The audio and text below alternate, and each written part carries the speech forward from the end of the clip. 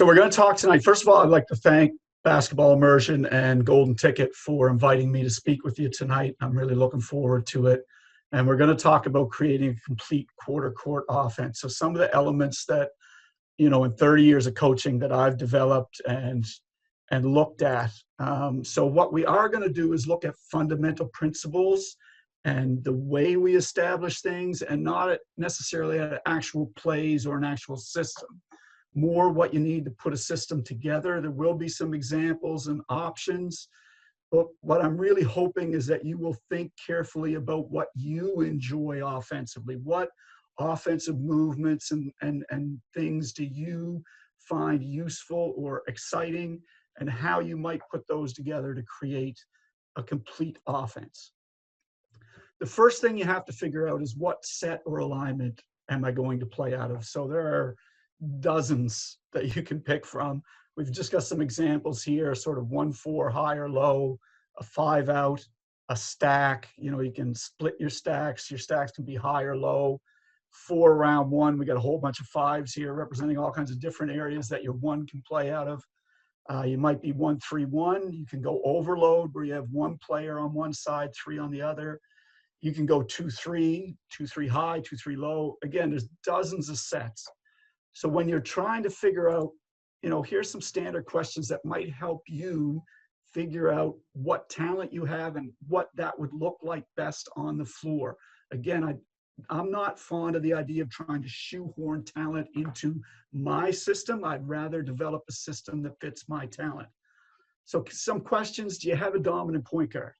If you have a ball dominant point guard, you're probably running a 1-guard set. Probably better to get them in the channel, let them dominate the middle of the floor.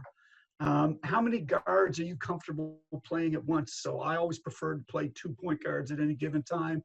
So we always ran out of a lot of 2-guard sets.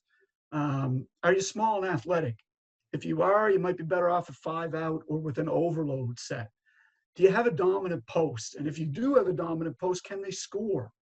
So again, we would look at that and say, okay, if your dominant post can score, we're probably going to be what we would call closed motion. In other words, our post is ball side and following the ball. If they're not a scorer, if they're just a defensive presence and a dominant sort of finisher on dumps and layoffs, then we probably want to play open motion and have them away from the ball. What skills do your post players have? Can they handle? Can they dribble? Can they shoot? Am I comfortable popping them out, or do I need them around the key? How is your 3-point shooting? Do you have good 3-point? Can you space the floor out wide, or do you have to get a little bit more creative about how you move people around? Do you have a ball dominant scorer? Do you have someone who needs the ball in their hands? And if you do, where do they score from best? So I think these are the kind of questions you want to go through to figure out what kind of set or alignment you want to play in. Okay, once you have a set or alignment that you're going to play out of, what do you come next? And this is where we like to talk about our baseline offense. Our baseline offense is what we want to get to when everything else gets messed up. And that really leads us, to me, this is the central slide of the presentation. It's the most important question when it comes to offense in basketball. And that is, what do you do when someone takes your play away? So whether it's through athleticism, superior athleticism, or excellent defensive execution, what do you do when all that nice planning you did just blows up on the floor, right? So for us, the answer to that is we're going to revert to our baseline offense. And in my opinion, the baseline offenses fall into 3 basic categories, and we'll get into them in a minute. But those 3 categories are: 1, rules driven. So if that, then this, that they're hard things that happen the same all the time. Number 2 are decision-driven baseline offenses. So if I see this, my options are. So once I see my teammate do this, then here are the choices I can make based on what I see. And number 3 are underlying motion. These are system-driven decision trees. So they're usually some kind of combination of rules and decisions that form more of a complex underlying set of options. Right? What is not usable as a baseline offense? Well, think of continuities like flex, or pattern offenses like UCLA. Anything that can be relatively easily scouted and disrupted. If they see you play once and they know how to break it down, it's not really suitable as a baseline. So if we jump into the different types, are rules-driven baseline. So rules-driven baseline offenses are dictated movements which happen the same way all the time, right? So the advantages of these is that they're easily taught. And as a coach, it's easy to see who's getting to the right place. So you know what needs to be adjusted, right? They're excellent for youth teams or school teams that have limited practice time. The disadvantages, you know, your top coaches are going to be able to scout them out. They're going to be able to figure them out. It takes a while. You got to watch a fair amount of tape. If you're in an environment where people do game scouting, where they watch a lot of tape, probably not ideal for a rules-driven baseline. Examples. So this is something that we used a lot of. We called it our post rules. We liked our 4 and 5 to play as a tandem. So whether one was out, one was in, whether they were high-low, they operated off these 4 basic rules. So rule number 1, if the posts were both low and the ball was entered, the other post broke the dots or cut into the high. Rule 2, if they were high-low and the ball was thrown low, the high post is going to dive to the rim. Rule number 3, they're high-low, ball is entered high, the low post is going to roll through the key. And rule number 4, these are continuous. So if the ball were entered high and the low post rolled and then we threw it low, well, now the high post has to dive into the key. So that's just a basic sort of, it happens the same way all the time. It's set in stone. If this, then that, right? Decision-driven baselines. So one of my mentors, Bev Greenlaw, if you ever have an opportunity to interact with this guy, he is a basketball genius. But 30 years ago, his saying was made 2 play 1, so 1 has to play 2. And we've used that a lot. So, you know, that idea of when now they talk about passing on advantages, a lot of people are calling it dominoes. This is something we were doing with him 30 years ago. So the advantages of teaching decision-driven baselines, they're really hard to stop because they're never the same. It always looks different. And the other part of it is because it's keyed by what the defense does, it allows you to constantly pick at that weak spot in the defense. You know, the challenge is it takes a lot of reps. It takes more, a lot more reps to teach this. And it can also limit some instinctual players. Like I know when I was young, we always used to say so-and-so knows how to get their game off. So they might not know how to run an offense or where they're supposed to be, but they knew how to play. So you do have to sometimes build some flexibility in what you do for a player like that knows how to get their game off. Right? Some examples of decision-driven baselines.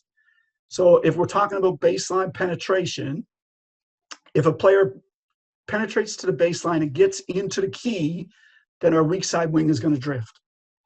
If the penetrator cannot get into the key, then our weak side wing is going to rise.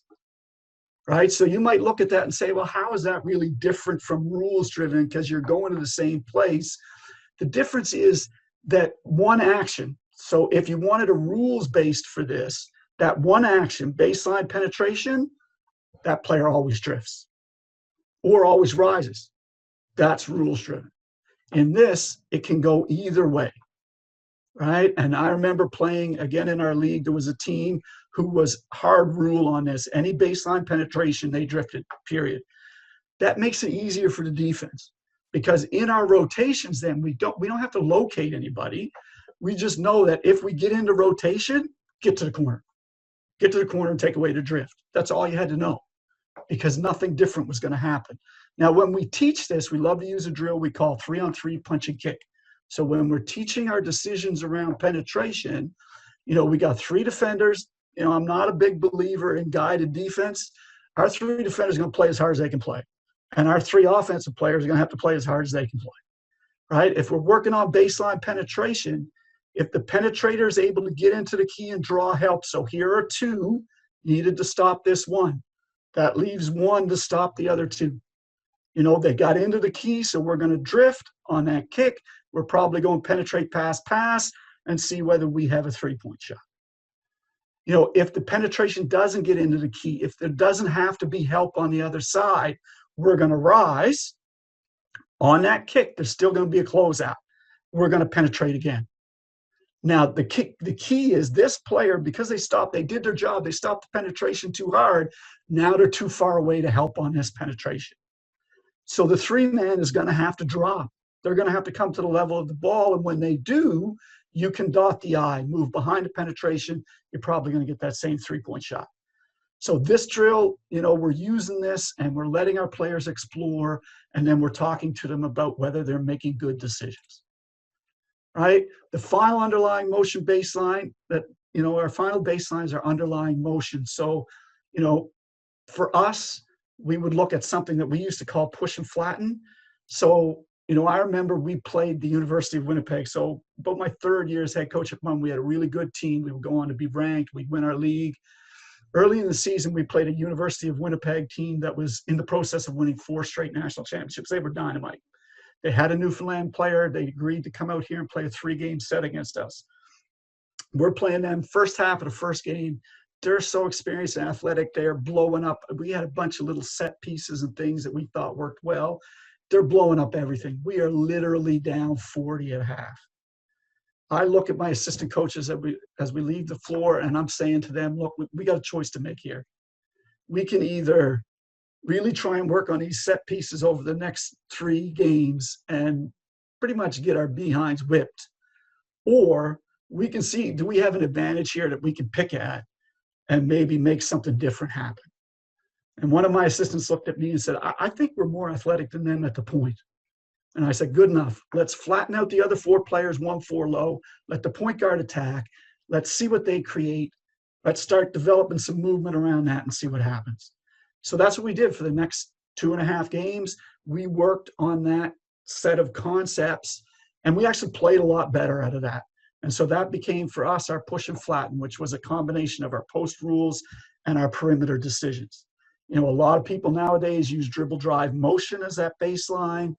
We've come in and out of using Bob Huggins style 5-out motion, what we used to call our 50 motion, as a baseline, right? So typically these combination style motion offenses that use reads and rules have the advantage of being complex and hard to scout, and the disadvantage that they take quite a while. And then you're probably going to lay a structure on top of that. So, using an underlying motion is good if you have a lot of practice time with your team, or if you're going to be with this particular team for a number of years, and this can be your starting or jump off point, and then you can work to lay structure on top of it. All right. So once you settle in on your sets, your alignments, and your baseline offense, then your next step is to overlay that with your basic offensive structure. Now, in terms of structured offensive options, you pretty much have 3. The first 2, fill your boots, hit the internet. You can find this stuff everywhere. So, pattern offenses like UCLA or triangle, things that happen in a dictated manner. Continuities like flex or wheel, things that happen the same way on both sides of the floor. So with a flex offense, you're going to have a flex screen and a down screen on the right. And then as soon as the ball is swung, you're going to have a flex screen and a down screen on the left. We're going to focus on something a little different, something we've been playing with for the last 3 years or so with our club. And that's what we call cluster movements. And we kind of borrow that phrase from football. When they put 3 receivers on one side of the field, they'll call that a bunch or a cluster. So anything that brings 3 players together in an offensive movement is what we would look at as a cluster. And they're usually some combination of dribble handoffs, pick and rolls, gets, or screening actions. All right. So when it comes to using cluster movements as a structured offense, we basically use 4 guidelines to send this through. So the first guideline, and I've stolen these from all, everything is stolen as far as I'm concerned, but from many other coaches. But the very first one is every movement is a scoring movement, right? So again, another football option, we want to teach our players route trees. So every sort of movement has a route tree, and you need to know the whole route tree. So if we look here just quickly at a UCLA cut, for instance, the different cuts that we're going to teach our player in the route tree, if you can run your defender into the screen, you're going to come around front and look for the ball. If your defender's jumping to the front of the screen, you're going to go off the back of it and look for the ball. If your defender's jumping over the screen early so they can play either cut, you're going to reject or flare. look for your jump shot. And lastly, if they're switching, we're going to curl and rescreen. It's easy to switch once. It's really hard to get your team to switch twice. And a lot of times off switches, if you rescreen, you're going to pop somebody open, whether that's the 5 going to the rim or yourself stepping back out. All right? The more a team has to respect every option, the harder it is to guard. Number 2, and we took this one from Kevin Eastman, who's a longtime NBA assistant and skill trainer. When in doubt, spread out. So don't guess if you're stuck or unsure, something happens that's different than normal, just get wide and create space. Right? Number 3, if you are standing still, you are wrong. Red Auerbach, the Celtic legend, loved to say this, right? You need ball and player movement, and you need it constantly, right? The more you can make quick decisions and movements, the more you disrupt the defense rather than the defense disrupting you. And lastly, that central idea of the play after play, right? If our structure is disrupted or if we get outside of it, what's our baseline? What are we moving to? How are we going to create movement and scoring opportunities? So examples of cluster structure. So the most basic one that I'm sure everybody is using in some way or form is the dribble handoff into a pick and roll. So we're going to take this, let's say that's going to be our cluster structure that we're going to place over our baseline. And how do we run that? So the first rule, every movement is a scoring movement, right? So the first thing, and we use this little simple root tree with our youth teams. So the first thing is about 90 to 95% of teams are going to switch the dribble handoff, especially at the youth level, right? So what you got to be ready for is if the defense is anticipating that switch sitting on the back hip, you're just going to split the defense and go to the rim, right? If you come off that handoff, you take the ball, whether they switch or not, on that cut back, they respect this cut back to the three-point line, you can often snake the handoff and still get to the rim. If they're going underneath the handoff, that's another common one, whether they're going 1 under or 2 under. If they're doing that, then again, if you're a shooter, you can just take it and pop it. If you're not a shooter, you can take a hard dribble, flip the screen, reuse it. There's that whole it's hard to switch twice thing. You're usually going to have a chance to get to the rim again. And lastly, and this is one of my favorites, if they're really trying to blow this up and really deny that handoff action, we'll, with the 4 coming to set the pick and roll, we'll run a little weak side pin down, and we'll go guard around. And the deny, we'll rip it and stay strong with the ball. We'll go guard around, deny, deny, deny. When you hit that elbow, you're wide open. Just a little lob pass over the top, and you're going to get a layup. And that's one of my favorite movements out of the dribble handoff.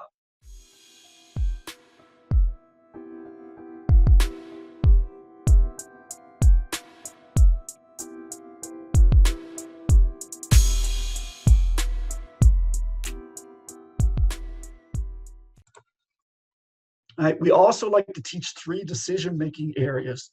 We use this in a handoff or to pick and roll. Right, area 1, that's when you're initiating. That's when you're given the ball. And what you're reading here is your defender. Right, so you want to see, do I have an opportunity to turn the corner or get to the rim? Is my defender in the right spot? Are they playing me properly? Are they in a good position to stop me from penetrating with the ball? As you move out of area 1, now you're initiating your dribble, you're putting the ball on the floor, and you're moving into area 2. In area 2, you're no longer reading your defender, now you're reading the help defenders, right? So what you want to see is, for example, when one flares back to 3, what's their defender doing? If they're opening up to stop you from snaking, then you can kick it back for an open 3. If they're staying glued, one has a lot of gravity as a shooter, is pulling that defender with them, then maybe you're snaking. Right? As you come out of area 2 into area 3, now the handoff is over. And it's about, what do I have to do to set up the next movement? Do I need a pullback dribble to set up a good angle for the pick and roll? What do I need to do to make sure we can run the pick and roll effectively?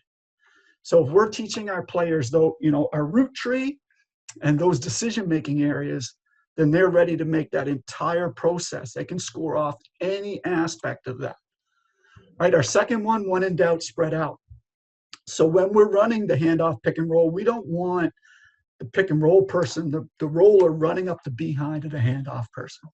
We want them instead coming to a space or a marker. So we use a lot of plyo spots in practice.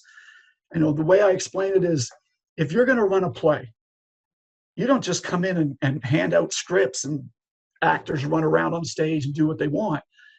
You have to block everything out. Your actors have to know where they're supposed to be. Now, there's going to be improvisation. There's going to be things that happen that might take people off their blocks, but they have to know where it is they're trying to get to. So we use the plyo spots, toss them on the floor, say, okay, here's where this player's trying to get to, here's where that. And it gives our players, especially our young players, a real good visual representation. But it worked really well at the university level as well, right? Another, sort of example of this, when you pass off, when you run the handoff, don't just stand in the same place. That means as I get into the pick and roll, that one's defender can now disrupt the pick and roll. You have to make sure you spread out, kick to that corner, make your defender make some decisions. What does that open up extra, right? So when in doubt, spread out. Number 3, if you are standing still, you are wrong. So a couple examples of that. Again, we've run the handoff. We're coming into the pick and roll. One won't just sit in this corner. If they do, it allows their defender to help on the roller and disrupt the pick and roll. They're going to rise as soon as that pick and roll happens. Now their defender makes a decision. Do I stay here and disrupt the roll, or do I go up there and stop my player from getting the 3-point shot? Either way, I got to give something up, right? So they're having to make that tough decision. Even if they're athletic enough, long enough to disrupt and close out, you set up a good relay pass back to the roller. Another example, a lot of times when people kick the ball into the corner, they get caught. So if anyone watched Coach Triano's presentation yesterday, they've got a really young team in Orlando, and what you saw a lot on the videotape was players make a move and then get caught. They would kick the ball out and just stand in that spot. I want to move the ball and then move myself. So when I kick to that corner, I might fake a give and go and run a little up screen. That way, even if the 3-point shot is taken, I get a better offensive, bigger offensive rebounder. Number 4, running at the rim, I can still step back off that screen and be the safety. So I don't want to be stagnant. I don't want to be stilting the offense or causing problems. I want to make sure that we're constantly moving. And lastly, we have the play after the play, right? So I find that penetration, post entries, defensive pressure, those 3 things, if you don't have a baseline offense, those 3 things can break down what you're doing. Ball gets dumped into the post. Oh, what comes next?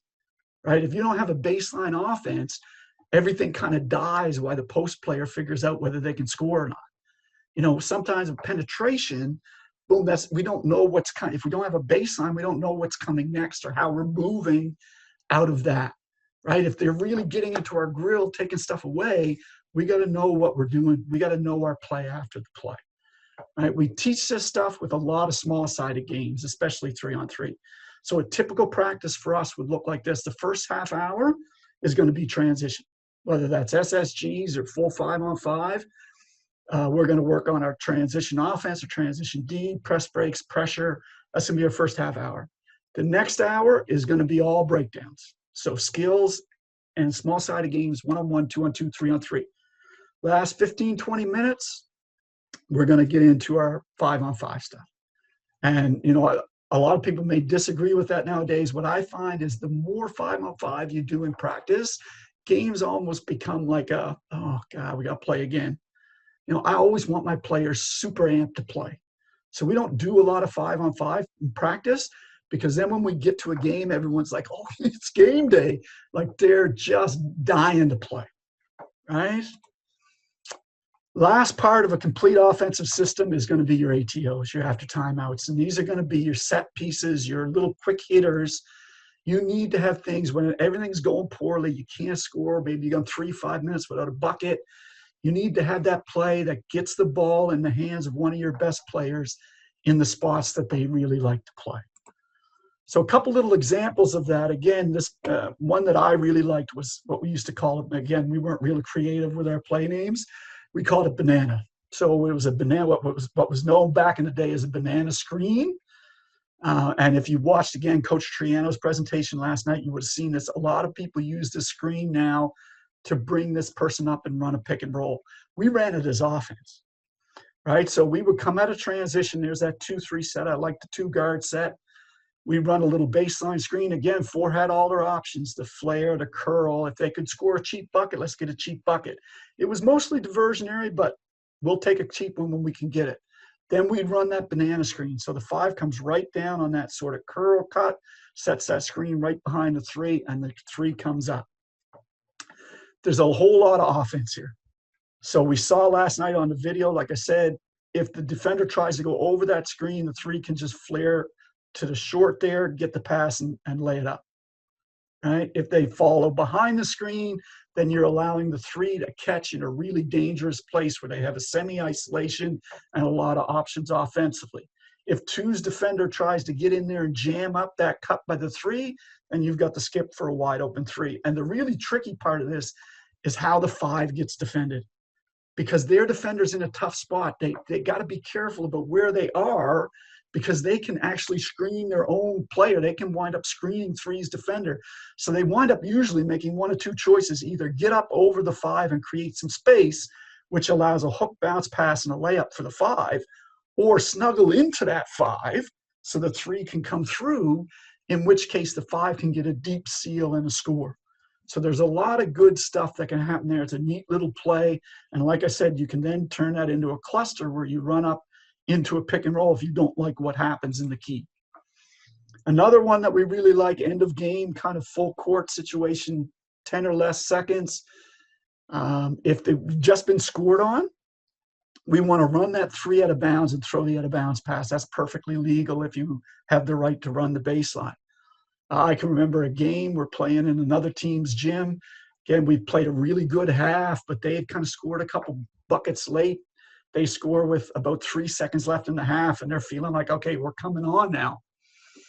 And we ran this play.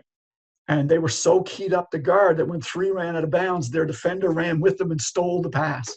Well, they've just played the ball out of bounds. It's a technical foul. And you could just see the air come right out of them, right? So if we make that pass along the baseline, then we're going to set that back screen for 1. We're not expecting 1 to get wide open. All we want is the separation this creates. 1's defender, 99% of the time, is going to go over that screen.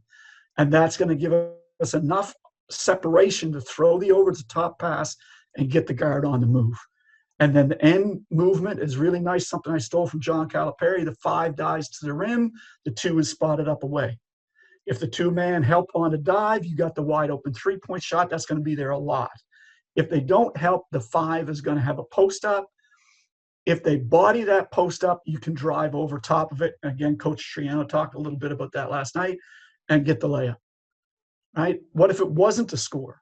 Then the 3 will take it out. The 1 really has to sell this hard cut, or that they might kind of banana or curl through there, and then come again, just looking for that little bit of separation. Over the top and drive. Same movement at the end. Again, I can remember AUS championship game. We're playing Dow. Dow scores with 6.2 seconds left. Game is tied. They're high five, and we're going to overtime. We're going to win this thing. We run this play. This is our go-to. We get the little screen. We throw it over the top. Our point guard is an first team all conference. She takes off down the floor. 5's defender kind of thinks, you know what? If I run late, they don't have time. So she runs at the guard late. Our guard, little touch pass over the top. We hit the layup at the buzzer. Now we're high-fiving and the game is over. So you need to make sure you have that ATO under 10 seconds in a game. Last piece is the misdirection in your ATOs. And Brad Stevens of the Celtics is the master of this. Now, I'm a big Jerry Sloan fan. Nobody informed me more about how to use a bench than Jerry Sloan. So this is a little tip of the cap to Mr. Sloan. Rest in peace. This became so ubiquitous with the Utah Jazz that everybody just calls it Utah now. So it's a little double drag over the top. You run a back screen for your 5, and then a screener action. Again, lots of offense in this. You can come off the drag, turn the corner, and get to the rim. You can score off the back screen for the 5. You can get the 3 coming off the screener action. If they switch this, the 4 can stay back with a get it in a high-low situation with kind of a semi-isolation. So you got a lot of ways to score. But then you want to show this all year long and have everybody get used to it. And then you get to a key game late in the season, preferably still regular season. And you want to instead turn this screen-to-screener action into a stagger for the two. And you'll probably catch two's defender just kind of, we used to say picking their nose, wasting time. Oh my God, and they're caught and they get picked off and you get an open shot. So then you run that a bit at the late, let people scout it, let people see it. You get in a playoff game, must win, you need a 3-point shot. You go to that stagger, they think that's what's coming. You get to that first stagger and you bust it back off that 5, you're going to be wide open to shoot the 3 in the corner. And then the last piece, they've seen all this, they kind of feel, okay, 90% of this, 95% of this ends up at the top of the key. So look, the defensive coach is saying, look, whoever's guarding a 4-man, be ready to switch. It's your job to clean up the top, be ready to switch. They're so anxious, it's late in the game, they're going to get up high. And the minute they do, when you go into that back screen, the 4 just slips right to the rim. And you toss the ball to them, and now they're finishing over a smaller defender, whether it's 2 or 3. Right? So, you need that misdirection. You need to be able to show people something all year long, and then just when they think they got you, you got to be able to throw something different. So in terms of a review, there are 4 aspects to a complete offense. Transition, obviously, we don't have time to get into everything. So, that's your full court offense. We kind of looked at it as what we want to run into. So what's your set or your alignment? What are we trying to run into here offensively, right? Then you want your baseline, your play after your play. So what are you using rules? Are you using decision-driven stuff? Do you have a motion offense that you teach first and then put your structure on top of it? Then we're into the structure. So what do we run? What are we running to generate our scoring options? Do we have set pieces that we run? Do we run clusters? What are we doing to generate scoring options for our players? And finally, we have our ATOs, our set pieces for crunch time or short clock situations. I believe that in order to run an efficient or an effective offense, your team needs to be able to execute in all of these areas, right? Try and take the time to prepare them properly for all of these things. Right. Now, I've run through things fairly quickly, so if anybody does want a copy of the presentation or anything, feel free. I love to talk basketball. I'll talk about anybody, anytime. My cell number, my email, my Twitter, our club team, NKD Basketball, is a website. We do some skill videos and stuff on there that people might find interesting.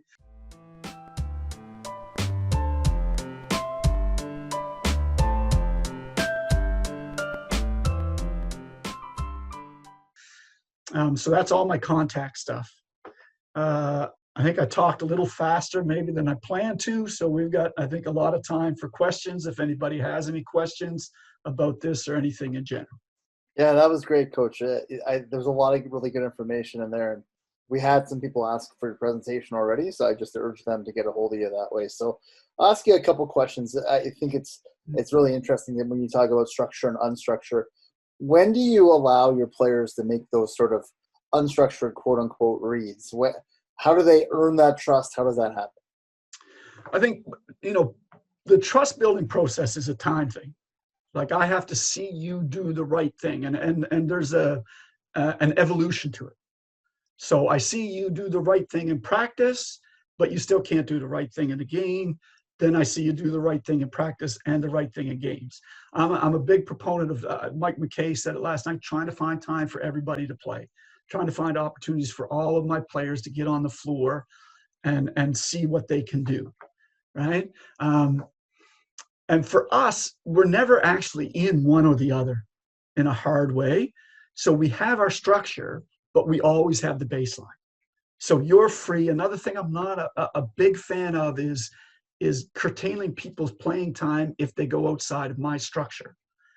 So I want the baseline to be there all the time. So early in the season, all we're running is unstructured. We're just running our baselines. We're learning our baseline movements, or either our rules or our decisions or what we're running as our baseline. Then we start to layer structure on top of that. And so we're fine with you. If you can score, break the structure. That's the bottom line. If you can score, break the structure. Yeah. But we all know how to play when you break the structure because we all know the baseline. Yeah. One of my own questions, or you touched on, and you maybe touched on it now, you talked about Jerry Sloan, and you said about he taught you how to use the bench. Can you elaborate on that?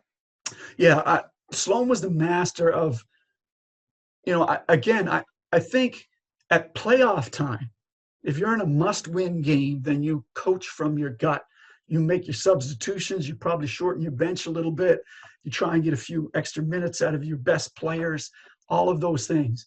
But during the season, you need to prepare people, and you need to have a substitution pattern. And Sloan was he would get really valuable minutes out of people who would then sign big contracts and go to other places and never do anything, because the coach would want to see them do things before they would give them their minutes. Sloan just gave you your minutes. Here are your minutes. I think you can do this. Here are your minutes. Do your thing. Mm-hmm. And so I never went to the bench. I never go to the bench without a file card. If I'm wearing a suit, it's in my suit pocket. If I'm just wearing a polo and pants, in my pants pocket. That dictates every sub I'm going to make and when I'm going to make it. And I refer to that card during the game. And what happens to my players is that they get comfortable feeling, okay, coach is going to put me in at the 5-minute mark of the first period. So around the 7-minute mark, I start really dialing into the game and paying attention. I can't be having a conversation with you. I can't be fiddling with my sneakers.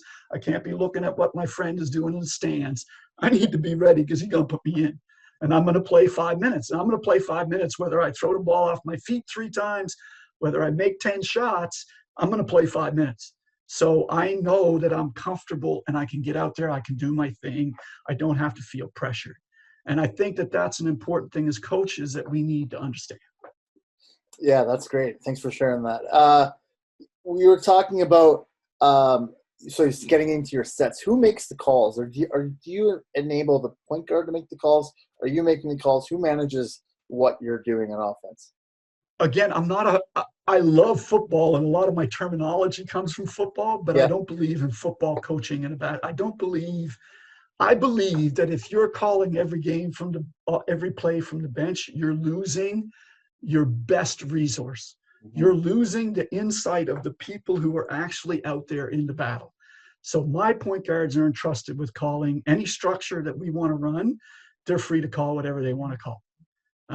There will be times, when we decide that we need to run a particular thing, maybe things aren't going well, there's a stop in play, there's an opportunity to have a conversation with my point guard. Hey, let's run this. We haven't run this in a while. We haven't done this in a while. Hey, let's run this. But I would say 90 to 95% of the time, our point guards, and that way nobody knows what's coming.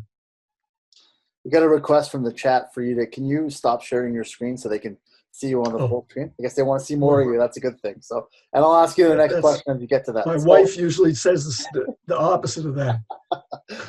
So the question is, for different personnel groups. So hey, how do I stop sharing my screen? Have I done? I haven't. I don't. Nope. Stop share there. Yeah. Okay. So the question is, for different personnel groups with 4 out or 3 out, how would you break down the offense in regards to what rules are you going to establish?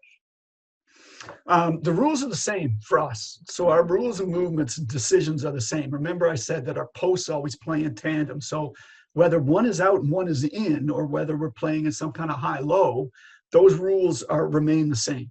So even if one of the two posts, but even if both posts are playing at the 3-point line, if we're 5 out and we ran that for a number of years, the post rules remain the same. So if we're in the corner, so if I can kind of maybe I don't know if you guys maybe you can see this, but let's say we're 5 out. Just raise it a little bit spacing won't higher. Be perfect. Just a little higher. A little higher. Yeah, you're good. Right. So maybe we're 5 out. The spacing won't be perfect, but maybe we swing it. This is our 5 and this is our 4. We swing it here. We want the 4 to break the dots. Mm-hmm. So that remains the same all the time. And then once we break the dots, boom, then we want this person either to cut or roll through the key. So that remains, and then our perimeter players are all playing with their decision making, right? So when we can break that down in practice, so we maybe will go 3-on-3 with a guard and 2 posts. to break down the post rules. The perimeter stuff, again, we're going to use the 3-on-3 punch and kick drill, which is just a live 3-on-3. But we can either play full on live, or we can dictate that it's always going to be baseline pin, or it's always going to be middle pin. And we're going to look at our rules from that, our decisions from that stuff. I like how you broke down your practice structure. I think it's important to kind of get an understanding of that. So interesting with you talking about the 5-on-5 piece, because I think that's kind of become a hot button topic with a lot of coaches, how much to use it and whatever else. So you said that you lean towards the fact of not doing it as much, getting them excited about that. Can you explain that theory a little bit more? Yeah, again, the names are immaterial to you, but Bob Douglas was a high school coach that I worked with, just a phenomenal coach in Nova Scotia. Really a great guy, a way better guy than he was a coach, but he was also a good coach.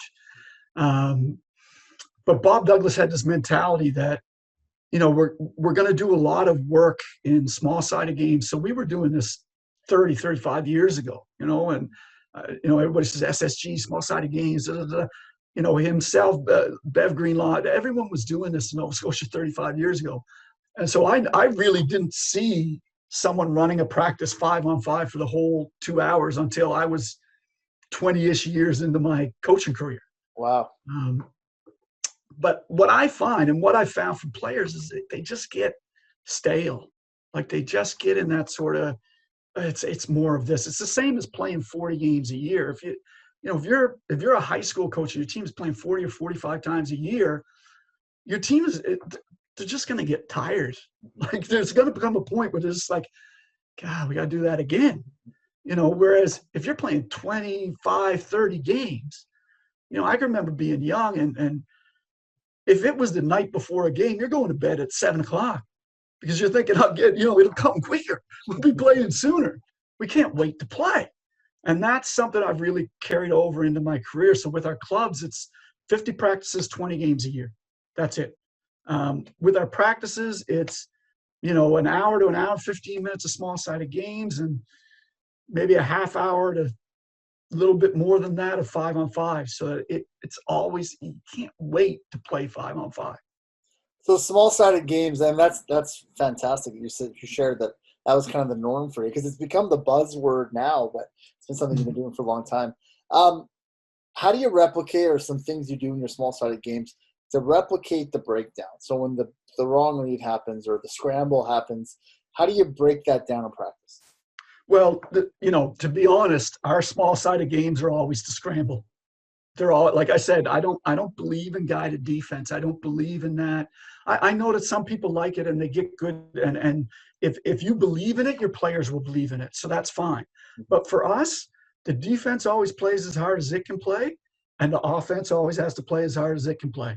And if that's happening, then you're always in the scramble. Even when you say, we're going to work on dribble handoffs in this 3-on-3. Well, my defense might blow up that dribble handoff right off the top.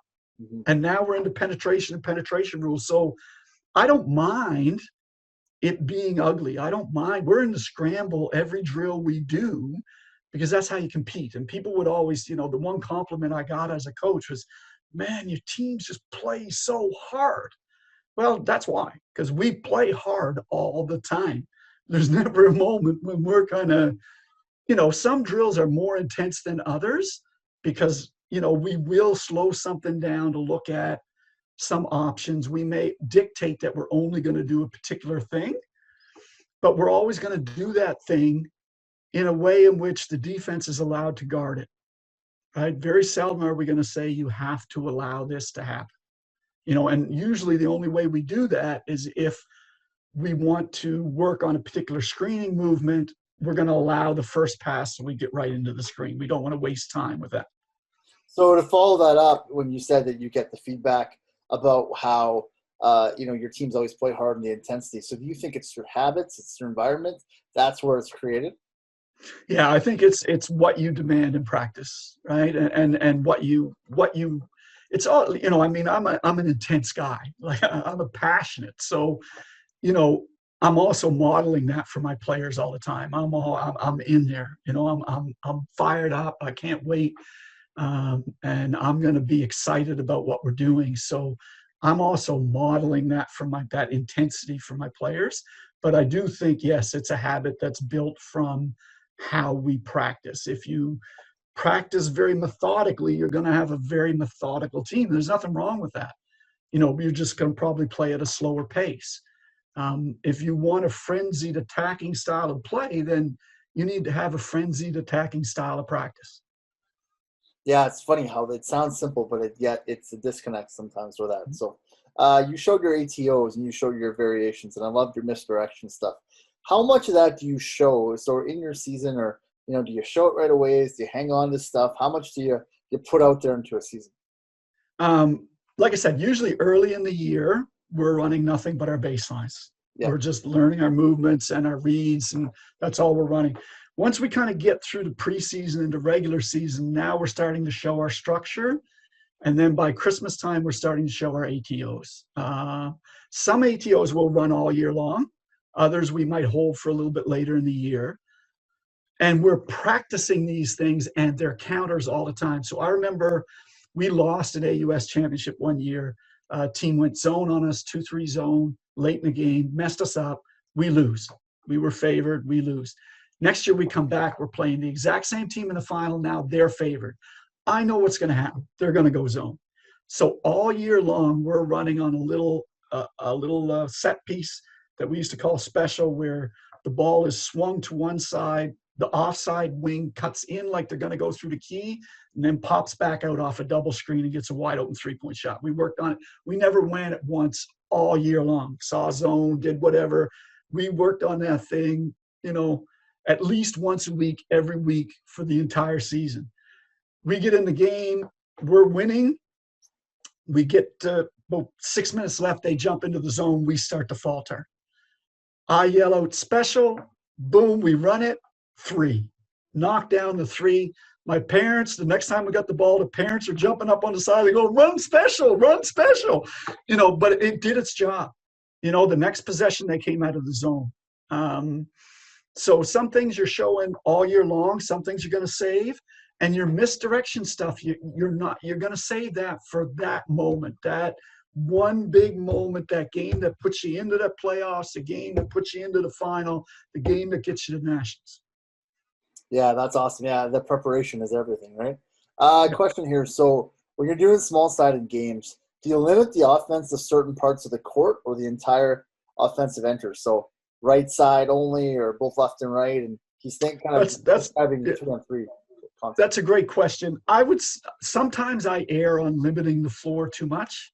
So we'll work on the right side or the left side. And a lot more lately, we've worked on ATOs where the ball can be swung, right? So whether a coach is at the top of the key and we swing through the coach, or whether the players have the right to drag it across with the dribble or cut through the key and swing it to the other side. We try to be a little bit more two-sided with the ATOs, or not the ATOs, sorry, the small-sided games that we're running. But yeah, we'll do a mix. So some of them will be because they get a feel for, because most offensive actions are 3-on-3 typically, and they happen on one side. So we will do some stuff where we run some structure just on the side, and then we'll do another ATO where we run the offside movement while that structure occurs. So maybe it's like we said, a dribble handoff into a pick and roll on this side. And then after 5-6 minutes, we'll jump into just pin down screens, which would be happening on the other side.